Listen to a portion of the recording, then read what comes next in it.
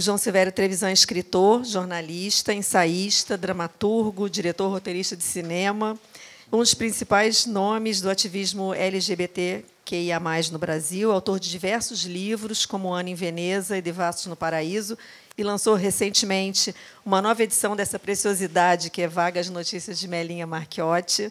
Estava fora de catálogo há algumas décadas.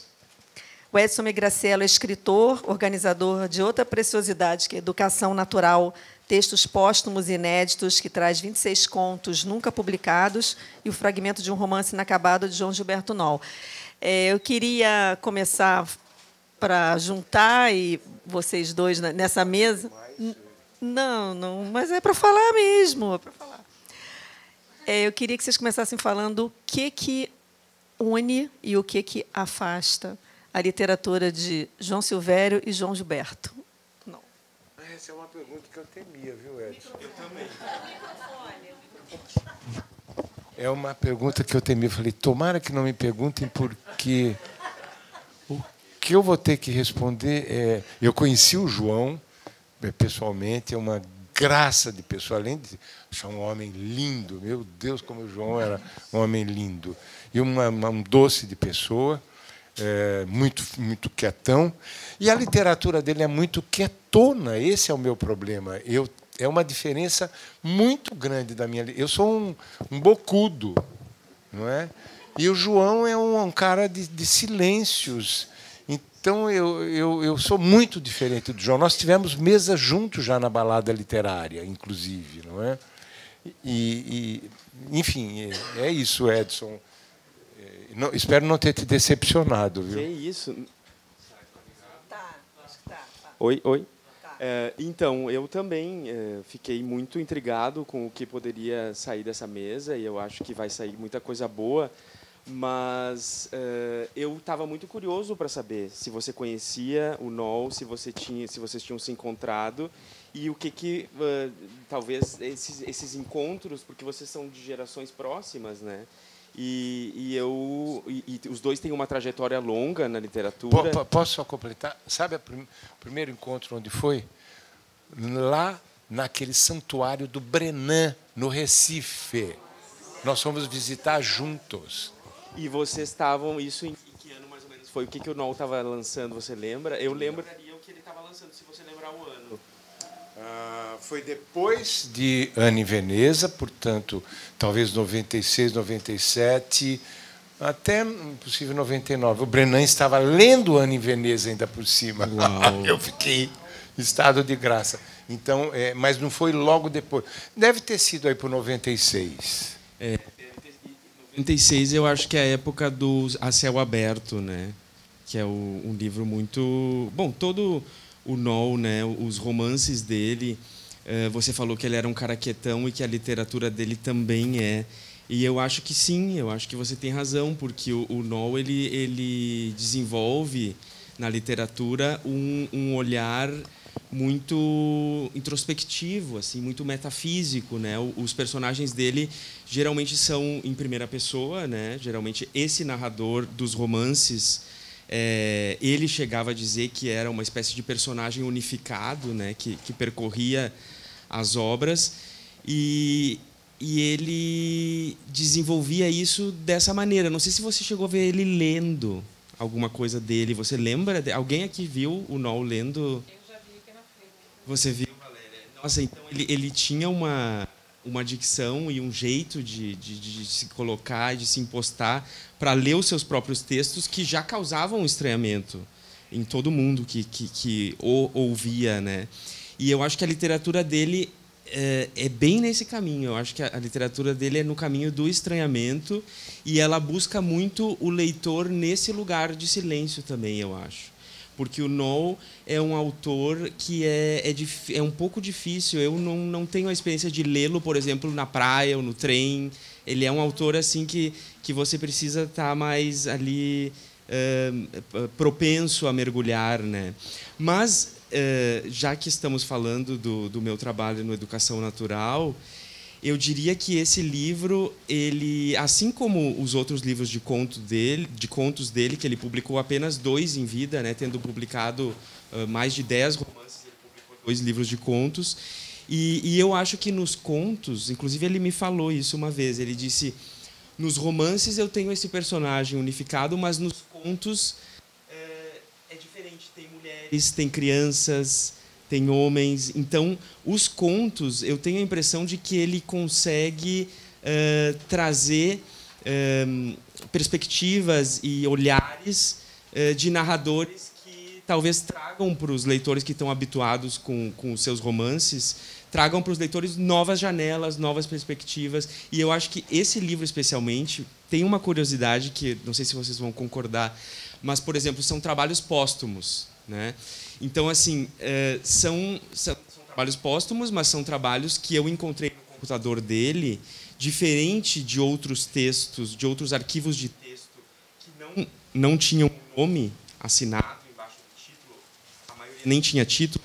Esses 26 contos, eles estavam todos assinados. Então, e eles estavam numa pasta separada do restante dos textos. Então,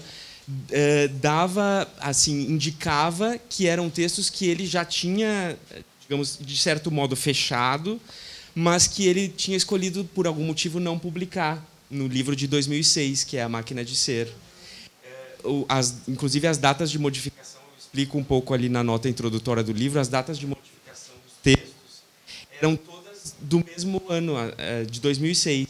Então, provavelmente, ele trabalhou esses textos junto com os textos que ele trabalhou na Máquina de Ser, que, de fato, saiu em 2006, mas esses ele escolheu não publicar. E eu não sei vocês, mas eu, como leitor, eu tenho um certo, digamos assim, um certo fascínio por isso que o escritor escolhe deixar... né? Não trouxe à lume esses contos por algum motivo. Quem lê o livro, eu acho que perceberá que são textos que não deixam nada a dever ao nível da literatura do Noll, mas que são textos, muitos deles surpreendentes, para leitores que estão acostumados ao Noll, né? E não sei se continuo falando uma coisa. Sim, não, pode uma falar. coisa que me chamou a atenção, porque também eu fui amigo pessoal do Noll, né? A gente se conheceu em 2007 em Porto Alegre. Eu morava em Porto Alegre nessa época, no centro de Porto Alegre, e ele era meu vizinho. Então, um dia nós nos encontramos em 2007. Eu estava lançando o meu primeiro livro de contos em Porto Alegre, A Extinção da Primeira Pessoa. E eu encontrei o Noll numa manhã tardia, que eu fui comprar alguma coisa no supermercado. Ele estava no caixa do supermercado, na minha frente. E aí eu falei, eu tinha lido pouco o Noll em 2007. Eu tinha lido apenas o Lorde, que é um romance que ele publicou em 2004, se eu não estou enganado. E eu conheci porque você bem falou, né? Ele era um cara assim alto, um cara que chamava realmente a atenção, né? Ele era um cara difícil de passar despercebido. Então eu já tinha visto a figura dele em jornais, enfim, porque lá em Porto Alegre ele é um cara que circula muito na imprensa e tal, circulava muito na imprensa e circula ainda. E aí me aproximei dele e dessa forma nos conhecemos. Então, aí eu falei, né, eu acabei de lançar um livro, vamos tomar um café. Ele foi muito simpático, né, como você falou, um doce de pessoa, né? Tem gente que diz que o Noll é que talvez essa estranheza causasse algo que assustasse à primeira vista as pessoas, mas era uma impressão que não tinha... Depois que eu o conheci, não fazia o menor sentido, porque ele era um cara muito doce, muito receptivo. E aí trocamos bastante nessa época. Nessa época, ele estava escrevendo Acenos e Afagos, que é um livro que eu acho que ele trabalha muito assim a questão de gênero, né? É um personagem que lá pelas tantas morre, depois revive e depois vai se transformando lentamente numa mulher, né? Mas esse registro dessa transformação, isso que é muito interessante, ele passa essencialmente pelo corpo. É interessante que os personagens dele, eles não refletem diretamente sobre as implicações, digamos, se a gente puder dizer, sociológicas, ou, né, daquelas transformações e daquelas aventuras que eles passam, aventuras subjetivas que eles enfrentam. Mas é tudo pelo corpo. De repente ele vai se transformando e aos poucos vai se transformando, perde os pelos da barba. Daqui a pouco ele começa a ver uns micróbios assim na região pubiana e daqui a pouco ele aparece uma vagina. Então é um negócio assim, realmente físico, né? E eu acho que isso perpassa muito a trajetória do Noll, desde A Fúria do Corpo, que é um livro emblemático, o primeiro romance dele, de 80 ou 81. Acho que O Cego e a Dançarina é de 80 e A Fúria do Corpo é de 81. É onde ele encontra esse narrador, né? Então a literatura dele sempre passa pelo corpo, eu acho. Acho que um pouquinho do início assim do que eu queria dizer.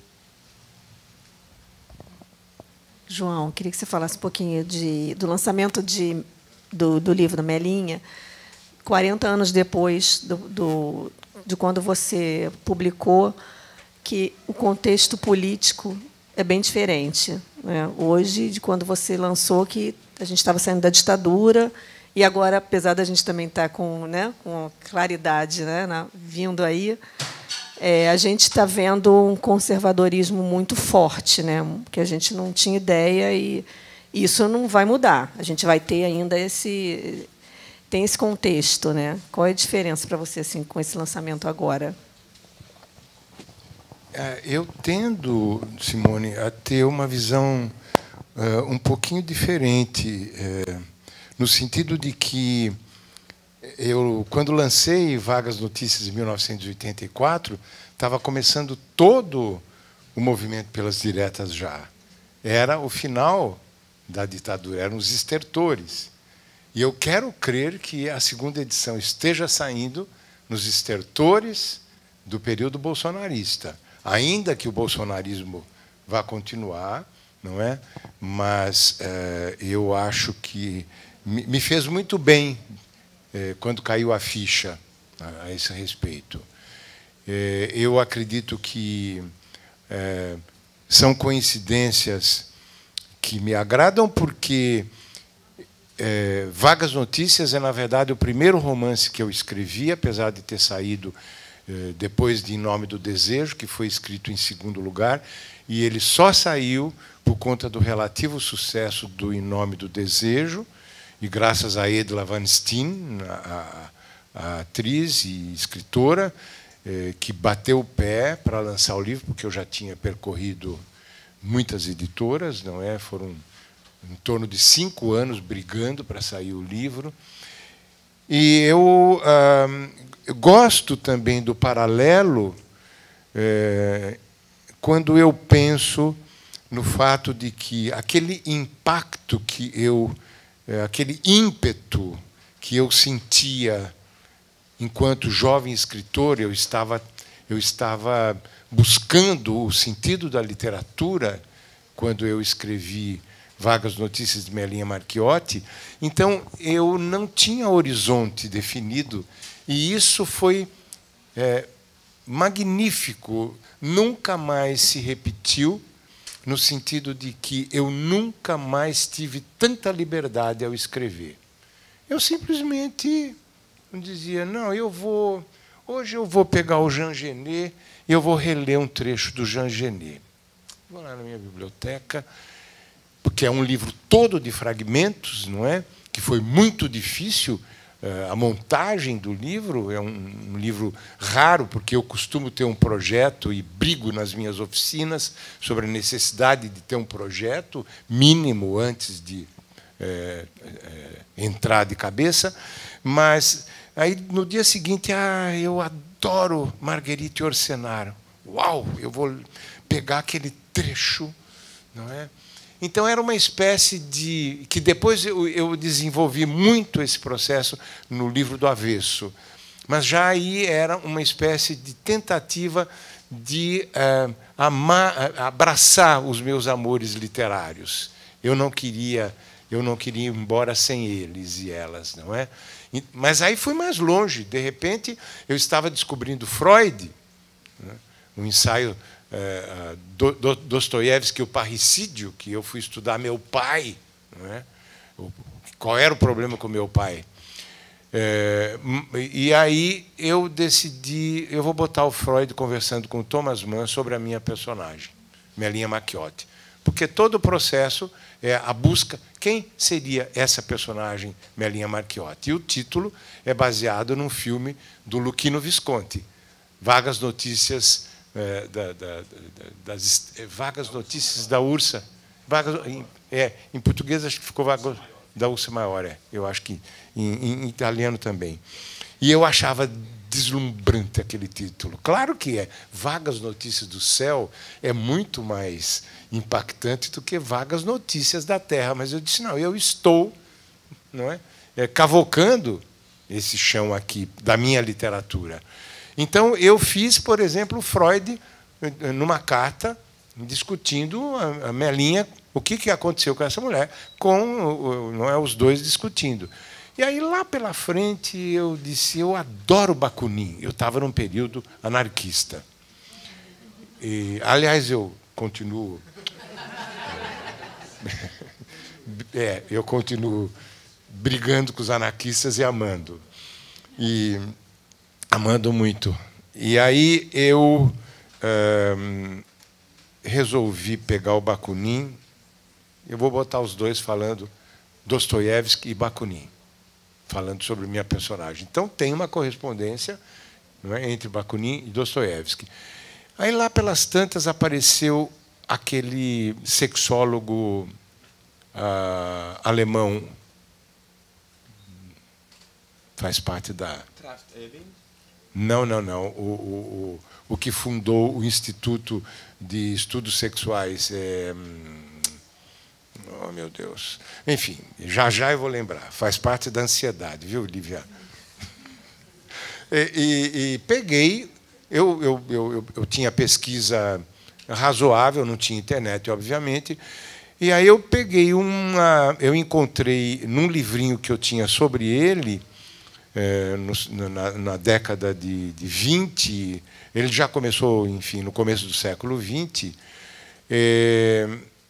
porque falei de anarquismo e não sai da minha cabeça Max Stirner, mas não é outro. Stirner não. Não é. Mas, enfim, e aí eu encontrei uma notícia de que ele tinha feito, no Instituto de Estudos Sexuais, o nome nem era bem assim, mas era Instituto, ele tinha feito uma palestra para um grupo de cientistas soviéticos, que era já aquele auê, não é, da Revolução de 1917, era muito avançado tudo naquele momento na antiga Rússia, não é? E ele fez uma palestra sobre homossexualidade para os caras, não é? E aí eu disse, então eu vou aprofundar um pouquinho isso. E aí ele faz uma palestra sobre a penetração do esfíncter, no esfíncter, não é? Sobre como, na verdade, o esfíncter vai relaxando. Mas era uma coisa... Eu começo colocando como se fosse uma situação científica, e, aos poucos, você vai percebendo que ele está ensinando os caras a darem o cu. Então, foi uma delícia ele fazendo aquela palestra, não é? Eu botei a minha pitada e ele ensinando os caras. Teve muita coisa. Eu reli Descartes, por exemplo. Tem coisinhas, citações difíceis. José Lezama Lima, do Paradiso, se tornou meu personagem. Eu botei uma sauna gay e aí quis botar o Lezama Lima na sauna em homenagem a ele e em protesto contra a perseguição, na época era brabíssima, do castrismo contra homossexuais, e o Lampião estava mandando ver, não é? E aí eu... enfim, eu tinha toda essa coisa, não é, do jornal Lampião, que fez uma entrevista com um escritor homossexual, que conseguimos... durante um ano a gente trabalhou lá em São Paulo fazendo isso. Tinha um professor da USP que tinha contato, enfim, com esses escritores cubanos, que era o pessoal do grupo neobarroco cubano, que é maravilhoso. E aí o Paradiso foi proibido. Por quê? Porque havia 12 sinônimos de pinto num dos capítulos. Aí eu disse, opa, lá vou eu, não é? Mexeu comigo. Aí fiz uma pesquisa com os meus amigos, em dicionário e tudo, consegui... Eu contei até 220 sinônimos de pinto em português. E eles percorrem toda essa cena da sauna, que é uma homenagem ao Lessama, ao experimentalismo do Lessama e ao experimentalismo do James Joyce, porque é todo em pergunta e resposta. Mas tudo o Joyce muito sacaneado. Então, assim, o que é que aquelas minhocas estavam procurando? Que buracos estavam procurando? Não é? E aí o Lessama, ele era muito gordo, né? Era um cara super fino, imagino até que meio afetado para falar, meio efeminado, porque ele perturbava os machões lá do castrismo. E ele correndo pela sauna, meio assim sem graça. E quem está atrás dele? Joe D'Alessandro. Vocês sabem quem é Joe D'Alessandro? Eu termino com o poema ao Joe D'Alessandro, que era o ícone do Andy Warhol. Então eu fiz esse capítulo, por exemplo, não é? Que era uma homenagem ao Lessama. Eu estou tentando explicar como eu tive essa liberdade no Vagas Notícias de Melinha Marchiotti, absoluta. Mas eu já havia começado a brigar com a literatura. Eu fiquei muito tempo rompido com a literatura, eu conto isso no meu livro Pai Pai, desde que, no seminário, eu escrevi num concurso dentro do seminário, do Centro Acadêmico do Seminário de Filosofia, onde eu estudei filosofia, em Aparecida do Norte. Eu participei de um concurso em que eu falei do meu pai pela primeira vez na literatura, que era o grande problema da minha vida, um cara que me espancou muito, me chutava, porque eu era marica, não era o filho mais velho, e o tinha decepcionado profundamente. E era um alcoólatra. Meu pai passou 30 anos bebendo. E então foi sempre um grande problema até resultar no livro Pai Pai. Mas, na época, eu fiz esse conto e eu estava apaixonadíssimo por um colega meu que também estava apaixonadíssimo por mim. E nós íamos no sótão, eu ia ensaiar, porque eu estava morrendo de medo que no dia do concurso eu fosse chorar, porque o conto me fazia chorar muitíssimo. Era um conto sobre o escarro do meu pai nas madrugadas em que ele fazia pão, não é? Basicamente. Então, aquele escarro era muito emblemático no conto. E eu não conseguia, estava muito difícil, e foi o que aconteceu. No dia do concurso, eu chorei pra caramba enquanto lia o conto e recebi o prêmio de melhor interpretação. Eu tinha 19 anos, eu estava embarcando numa crise violenta, tanto que depois fui para São Paulo fazer sessão de análise com a Madre Cristina. E aí eu disse, eu não quero mais essa merda. Isso aí é uma bosta. Eu quero que literatura seja uma parte de mim. Eu não quero que pensem que eu estou interpretando quando eu escrevo. Não é? Depois, no México, eu fui entender que muitas vezes o mentir em literatura é mais importante, não é, do que você buscar aquilo que você acha que é o real. Não é? Mas tudo isso eu estou dizendo porque eu resolvi, no ano em Veneza, no 6 Balas num Buraco Só, o ano em Veneza é o ano que vem, né, Lívia? O ano que vem. Viu? Eu resolvi escrever os diários da minha feitura de Vagas Notícias de Melinha Marchiotti, inseridos no romance Vagas Notícias de Melinha Marchiotti. Então, você tem vários extratos em Vagas Notícias. Tem meu irmão falecido, que é o personagem do meu próximo livro autobiográfico, meu irmão eu mesmo. Ele me financiou durante o último ano para a feitura do livro, porque eu fiquei anos escrevendo e não tinha dinheiro para continuar, fazia a tradução. Quando chegava no fim do mês, tinha que pegar outra, que o dinheiro não dava. E quando a livraria dele, que ele tinha no interior de São Paulo, estava em más condições, ele não conseguia me dar o dinheiro. Então, eu conto no livro. Hoje eu tive que ir ao supermercado, anotando num papelzinho o que eu vou comprar, porque eu tenho tanto no banco e eu não posso estourar.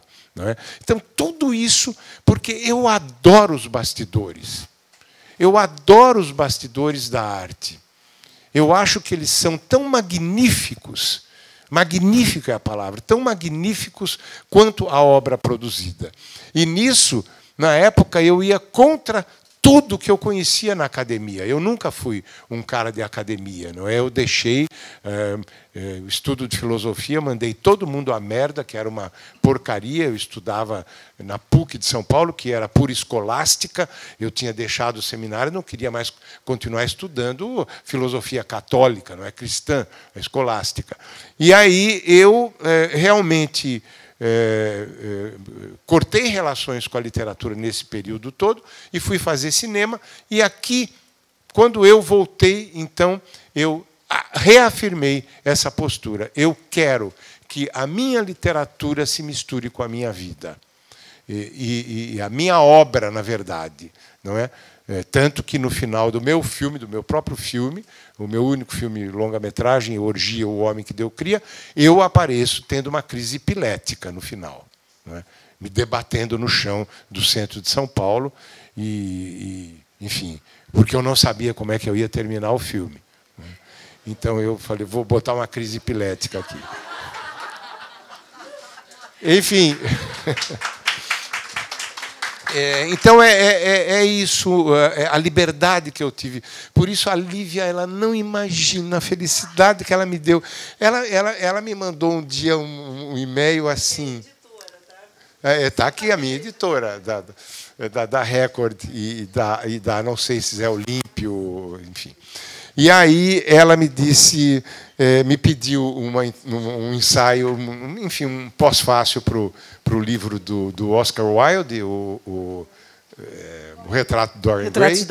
E eu fiquei felicíssimo em ter feito, aquela história toda, não é, do narcisismo da internet hoje. Eu adorei aquela ideia, você ficou feliz. E aí você disse assim, escute, João, eu queria te perguntar uma coisinha. Você não toparia lançar uns livros com a gente? Porque eu já tinha estado na Record. Desculpe, viu, Edson, eu estou tomando tempo para caramba. E aí ela me disse, eu disse, claro, eu tenho um monte de livros esgotados. Eram 2/3 na época dos meus livros. Você topa lançar os livros esgotados? E ela me responde simplesmente assim, topo sim, vamos começar com Vagas Notícias de Melinha Marchiotti? Eu falei, que louca é essa? Que conhece Melinha Marchiotti? Eu falei, claro que eu quero. Então, a felicidade que você me deu, caramba! Eu batalhei, eu tinha senha com data do lançamento previsto na Record, quando eu estava antes, para lançar Melinha Marchiotti. Nunca consegui. E continuei tentando. E nunca consegui. Então, foram quase 40 anos que se recuperaram aqui. Então, a minha felicidade é muito grande, porque eu tenho paixão pelo livro e pelo que ele significou para mim. É o meu livro do coração e é o meu livro, meu irmão, acho que é minha alma, não é?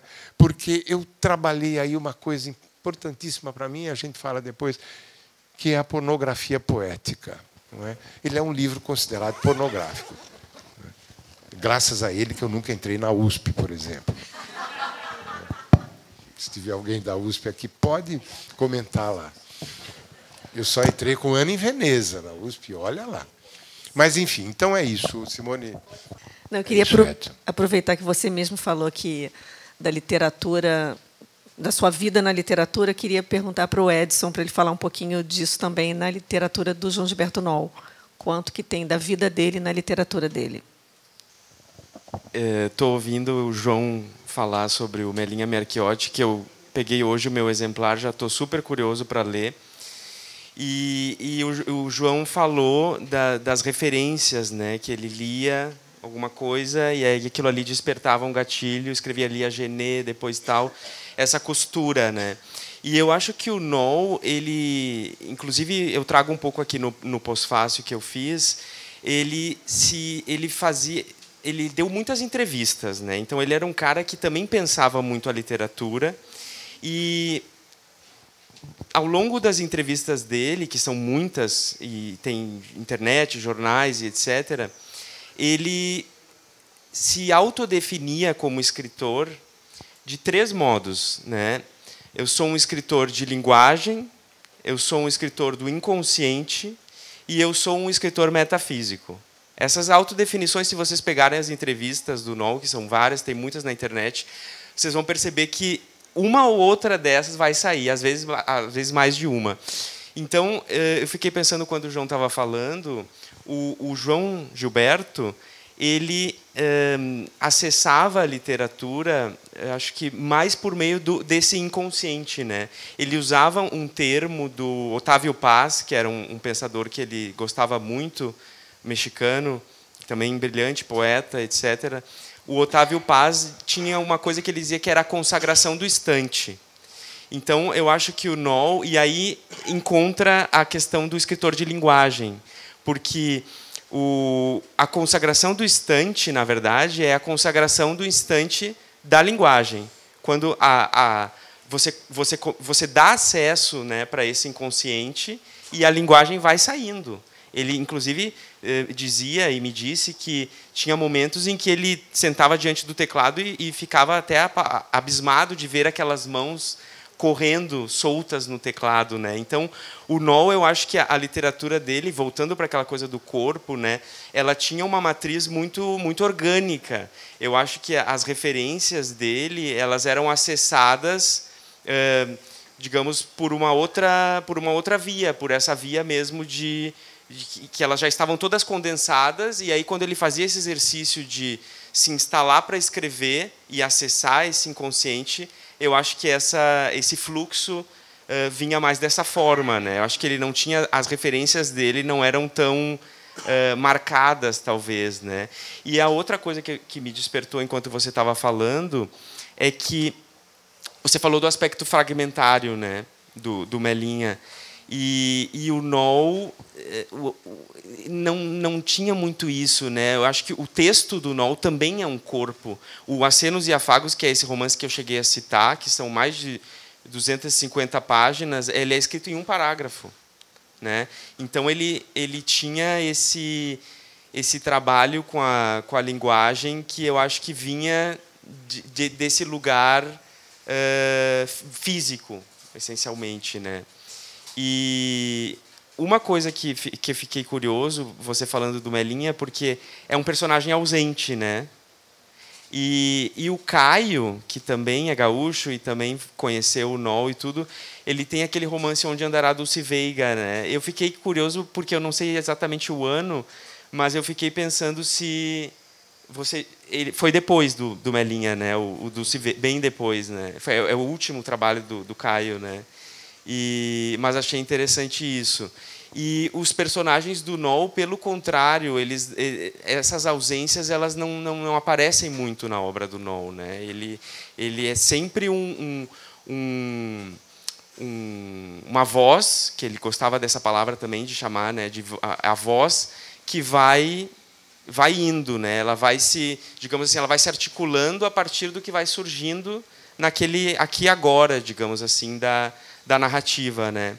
Então, eu indicaria isso, eu indicaria o inconsciente como esse substrato para a escrita do Noll.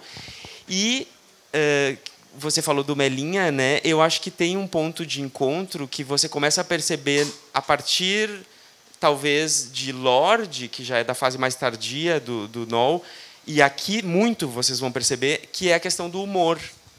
Esses contos aqui têm muito um humor assim que eu acho que o Noll foi aprimorando e ele foi se interessando mais por esse humor.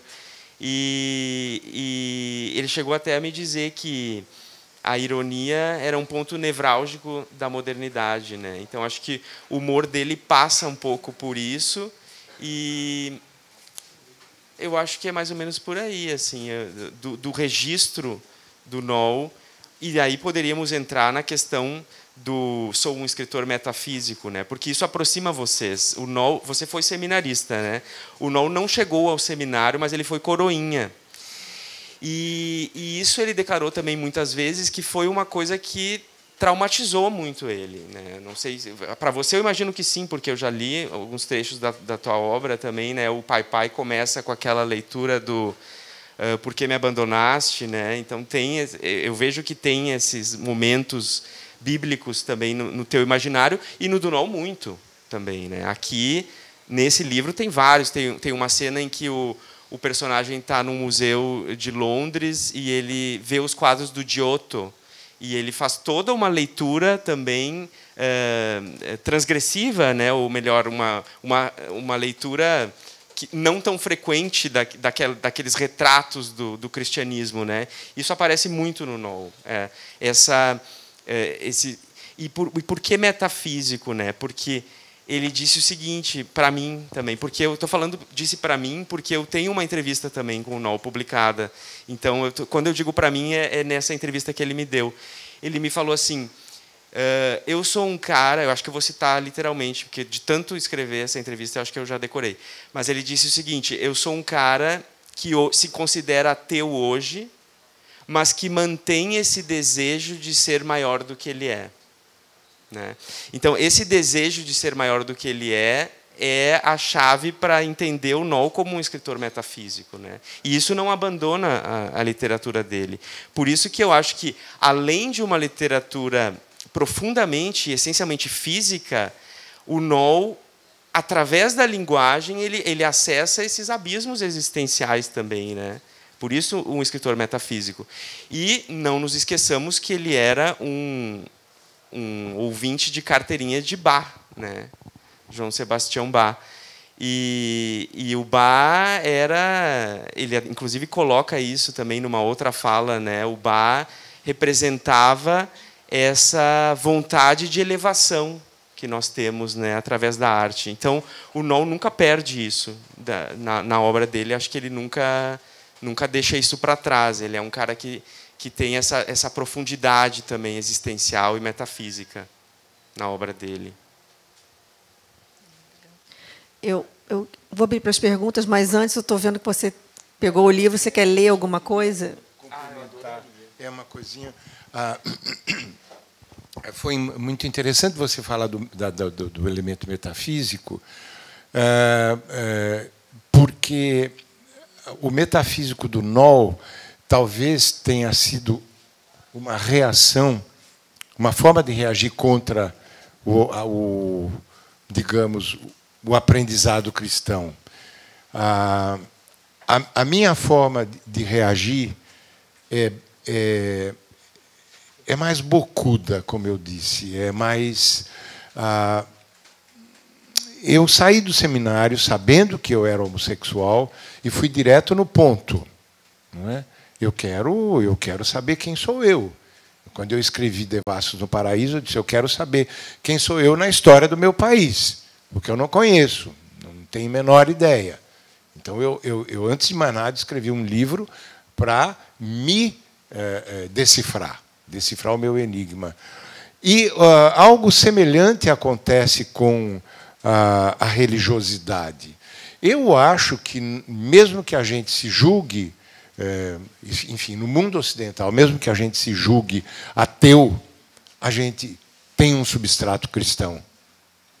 Não tem como, nós estamos condenados ao cristianismo. Não é?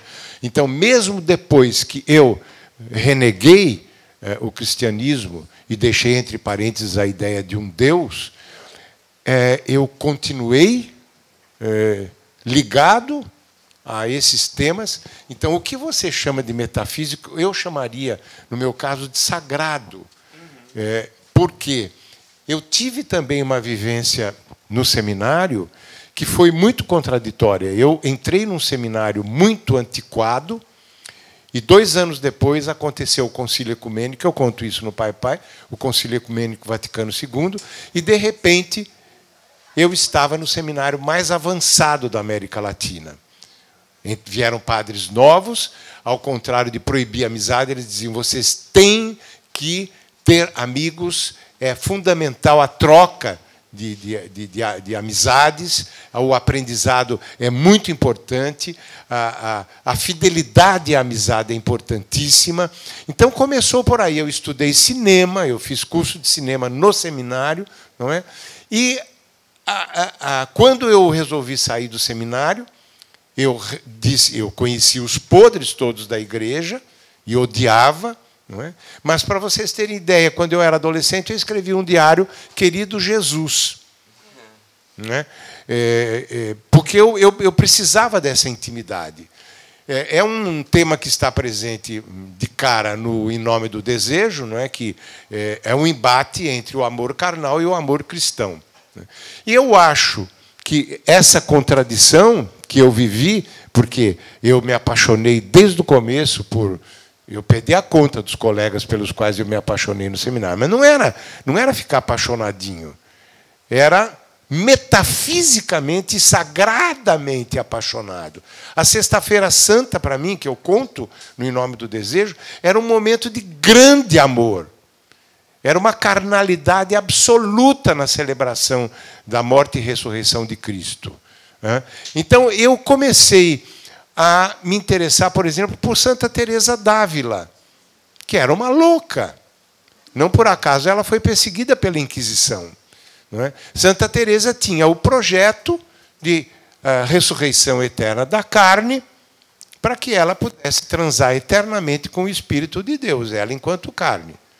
E aí, em 2012, quando estive em Roma, eu fui lá na igreja de la Maria de la...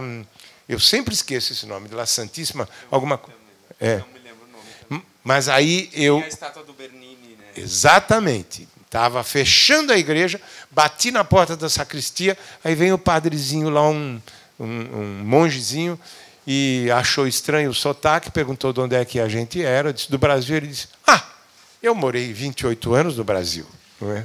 Começou por aí. Aí ele acendeu a luz, que já tinha sido apagada, e eu me deparo com aquela coisa que é uma trepada com um anjinho, ou um anjinho testemunhando uma trepada. É o êxtase de Santa Teresa, mas, na verdade, é um orgasmo. Até as roupas, aquela coisa barroca do período, até as roupas tremelicam de orgasmo. Não é? Aquilo é uma cascata de roupas. E ela...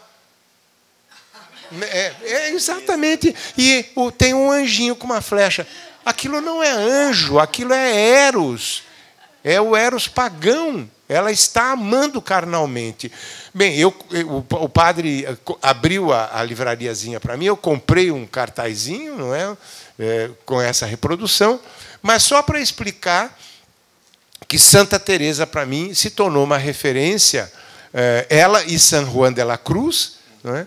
Que eu trabalhei muito no Em Nome do Desejo, mas, a partir daí, eu comecei a percorrer essa percepção de que a sacralidade é muito sexualizada. Mas, mais do que isso ainda, eu fui tendo a convicção de que, no meu interior, na minha vida interior, sacralidade, sexualidade e poesia habitam o mesmo espaço. Eu acho que no interior do ser humano. Não é? Então, você tem uma sexualidade poética e sagrada, você tem uma sacralidade sexual e poética, e você tem uma poética sacralizada e sexualizada. Aí eu me senti à vontade para pensar, não é? E trabalhei nesse meu último livro toda a ideia de pornografia poética. Eu não quero erotismo. Eu quero a pornografia. Os nossos corpos são pornográficos. Por quê? Não é? Ficar nu, mostrar os seios, mostrar a xoxota, mostrar o pinto, mostrar o cu, mostrar o que eu quiser. É o meu corpo, eu sou o meu corpo. Não é? Ele me representa, ele me significa. E aí eu quero poesia nesse corpo. E aí entra o outro elemento que você mencionou, que eu esqueci que é a linguagem. Porque isto aqui foi, sobretudo, a minha descoberta de que literatura é texto. Eu trabalhei... Não tinha computador. Eu trabalhei loucamente o texto, a gente na época chamava de texto, não é? O texto de Vagas Notícias de Melia Macchiotti era a minha preocupação, e era exatamente: eu quero fazer esta pornografia de grande poesia. Eu quero. E com isso eu fiz outras coisas que arrombaram as portas da minha percepção para a literatura, não é? Através dessa ideia de pornografia poética, que tem dentro dela toda a questão da sacralidade. Então, meu encantamento pelo candomblé, por exemplo, tem a ver com esses três elementos, não é? Que o candomblé, isso pulula, não é, no candomblé, esses três elementos. Eu sou um ateu que adora profundamente o sagrado. Não me pergunte o que é, basicamente. Mas eu sei que o sagrado está dentro da gente, né? Eu acho que descobrir Deus é descobrir o nosso mistério, né? Eu acho que Deus é o nosso mistério, é o mistério no qual nós estamos mergulhados. Então, obrigado, porque eu realmente... E obrigado a você por ter feito essa brilhante ligação realmente entre você e o Noll, né? Que estávamos todos esperando qual seria a relação, você acabou de clarificar para a gente. E realmente, ouvindo você falar, me lembrei muito dele falando de coisas também sobre essa coisa do sagrado, né? E sobre como isso o movia mesmo a escrever, né? E como era importante porque isso está um pouco ligado também ao desconhecido, né? O Noll, ele dizia que ia para a escrita, como você também, né? Cada dia você pegava uma referência. O Noll dizia que ia para a escrita como quem parte para uma aventura, sem saber onde vai dar, né? Então, eu acho que esse desconhecido, ele está sempre no horizonte, tanto da arte quanto do sagrado, né? Talvez ele seja o horizonte do sagrado, né? O desconhecido. É o horizonte do mistério. O horizonte do mistério. Mistério é uma outra palavra caríssima ao Noll também. Então, muito bom te ouvir falar, João. Acho que é comigo. A gente tem espaço para 2 perguntas. Ele pediu ali. Aqui e ali. Vamos lá.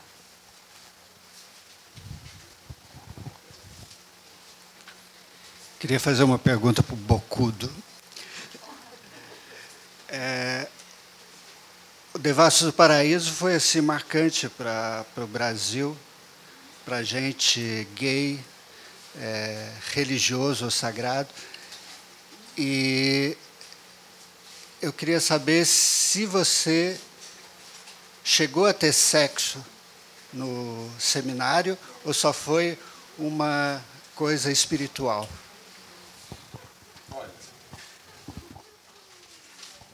Se ficar doente e não conseguir andar de tanto ficar de pau duro,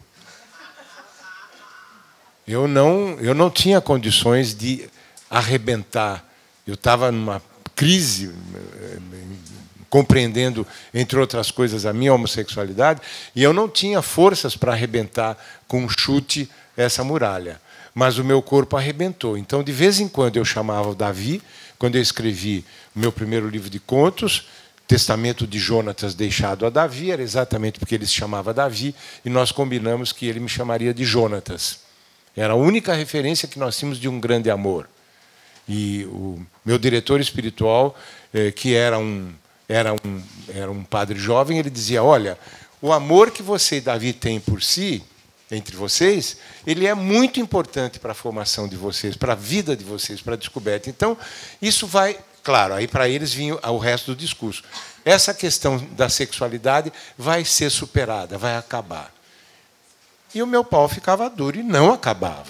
Essa era a verdade, essa era a minha angústia. Então, às vezes, eu convidava o Davi: Davi, vamos lá no sótão, eu queria te dar um abraço. Não passou disso, mas eu sei que eu tinha dificuldade de caminhar, cara. E eu me orgulho disso porque o meu corpo estava realmente dizendo, olha, é isto, e não adianta. E eu levei adiante porque eu conseguia ouvir o meu corpo. Eu levei adiante essa briga. Tá?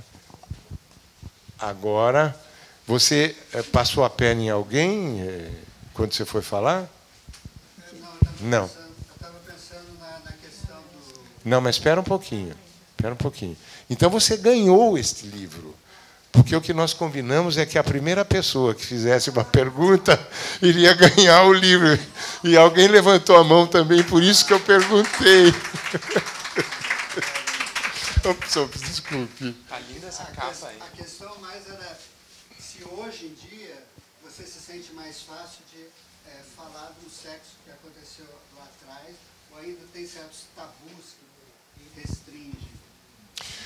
Olha, eu acho que sexo é um negócio que a gente tem sempre tabu, mas eu não abro mão.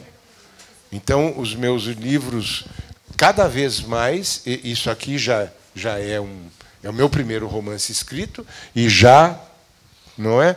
Eu arrebentei um bocado de coisas. Aí vem pai, até os últimos, pai, por exemplo, eu falo de dar o cu, a primeira vez que eu dei o cu, que era o grande problema para qualquer pessoa que se descobre homossexual, é o maior tabu, o maior estigma. Não é? Estigma sobre o meu corpo. Me dá licença, não é? E aí, agora, com o meu irmão, eu mesmo, eu trabalho abertamente a questão primeiro, da pornografia poética. Segundo, do meu HIV. É uma história que mistura a doença inesperada do meu irmão com a minha morte esperada por HIV. A primeira parte se chamou Adoecer de Si, e a segunda se chamou Adoecer do Outro, que é a morte do meu irmão por... meu Deus, a doença que a Dilma teve.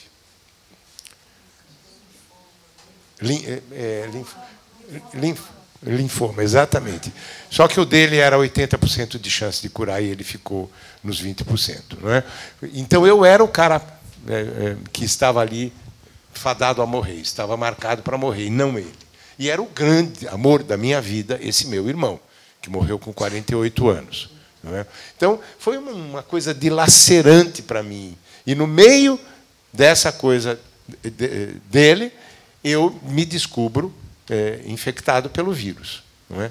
Então, foi uma grande elaboração que eu nunca fiz questão de verbalizar abertamente, e conto por quê. Não é? Todos os tratamentos que nós sofríamos enquanto HIV positivos, inclusive a má consciência que nos usava para parecer bacana, que eu menciono, e que me horrorizava, e aí vem o Caio pelo meio. Falo muito do Caio, enfim, alguém que eu conheci bastante, éramos amigos, claro.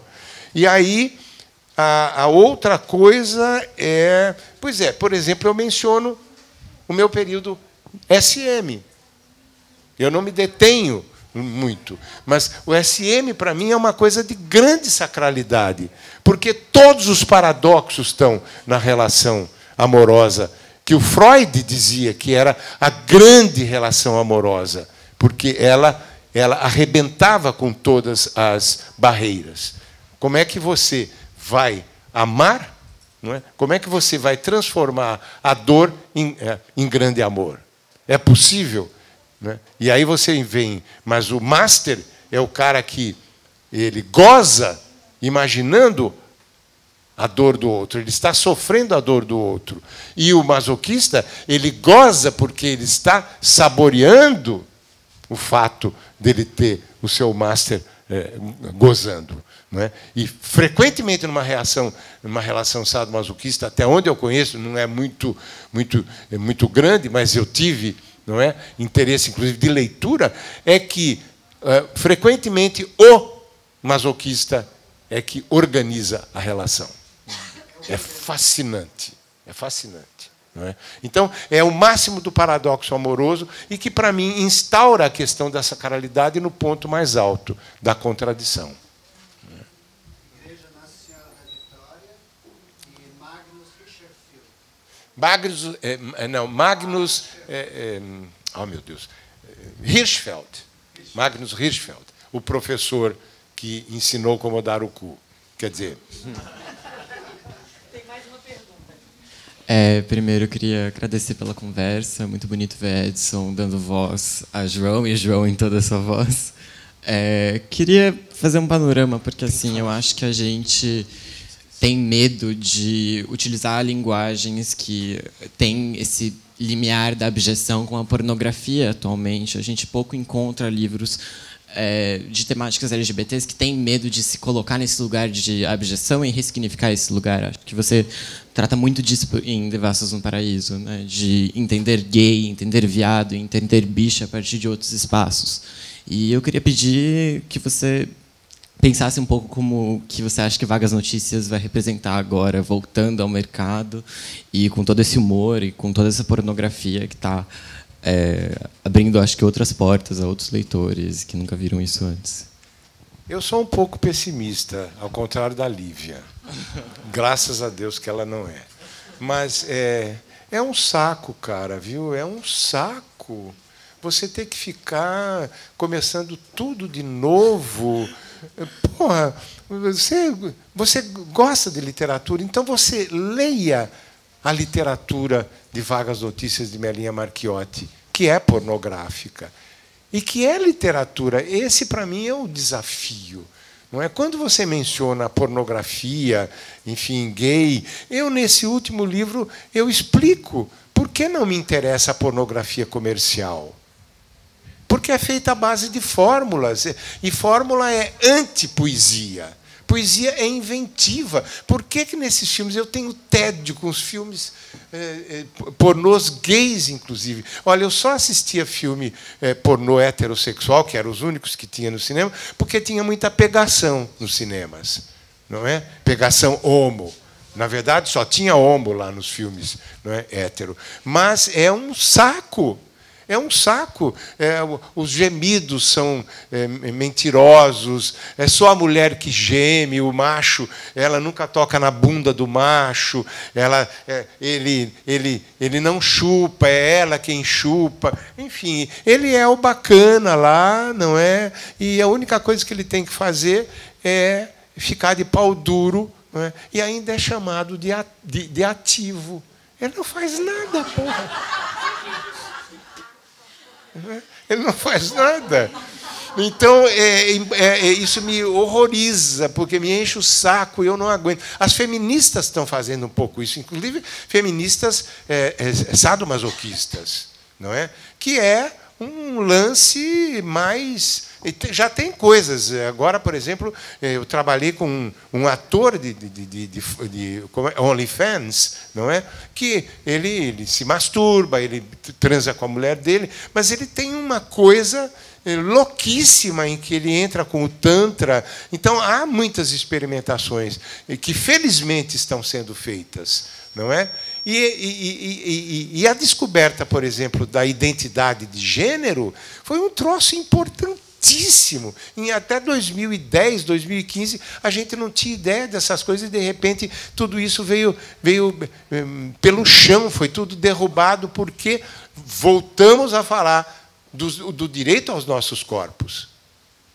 Basicamente, as feministas já metiam a boca com relação ao aborto, não é? E com o prazer da mulher, que é uma coisa que não lhe é permitida, não é?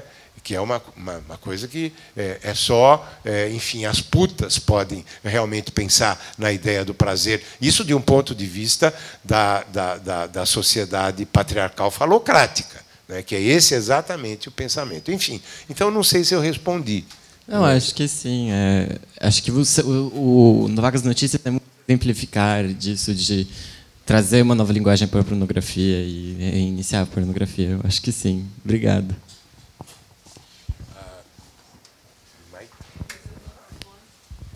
Queria agradecer. A gente já passou um pouquinho da hora, mas Poderia ficar aqui muito... Pera. Desculpe, eu dei um alôzinho aqui para o Edson, porque é o seguinte, vai sair um livro, cara, que eu não consigo lembrar o nome agora, ele já devia ter saído. É uma editora pequena de Minas Gerais que chama-se O Sexo da Palavra. E ela fez o ano passado um seminário sobre 3 Joões. João do Rio, João Gilberto Noll e João Silvério Trevisan. E tá para sair, eu esqueci. É porque o nome do meu trecho é parecido com o nome do livro, mas é uma coisa assim, o Enigma dos 3 Joões, é um negócio assim. Tá então, vendo? foi um seminário online. A nossa mesa já antecipou um pouco esse lançamento. Então eu queria lembrar isso, porque falei, como é que eu não lembrei antes para discutir isso com o Edson? Não é? Então foram 3 Joões. E eu estou muito feliz também, agradeço o convite da Record, parabenizo a Record pelos 80 anos, um prazer imenso te conhecer também, João, e que bom poder ter evocado, né, o nosso amigo aqui, o João Gilberto Noll, e todas as pessoas envolvidas, a Valéria também, que cuida dos direitos dele junto à família, o Rodrigo, que foi o editor lá da Record, a Simone. Incrível, o livro está incrível, eu convido vocês a conhecerem os contos. E uma coisa que a gente não falou, mas tem aqui o trecho que ficou escrito do Romance Inacabado do Noll, né? Então ainda tem esse bônus aí, divertidíssimo, acho que todo mundo vai gostar.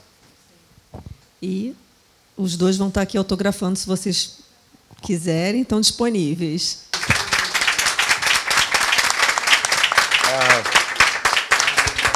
Espera um pouquinho só. Eu queria agradecer muito a vocês, de todo o coração. Vocês não sabem a delícia que é poder confiar